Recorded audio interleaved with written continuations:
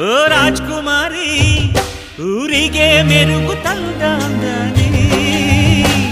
ನಿನ್ನ ನಗುವೆ ಬಂಗಾರ ಮೌನ ಅಲಂಕಾರ ನಿನ್ನ ಅಂದವ ನೋಡಿ ನಾನು ಕವಿಯಾದ್ನಲ್ಲ ಅಂದಕ್ಕೆ ಅಂದದಂದ ತಂದಾನ ಅಂದದ ಬೊಂಬೆಗೆ ಗಂಧದ ಶೃಂಗಾರ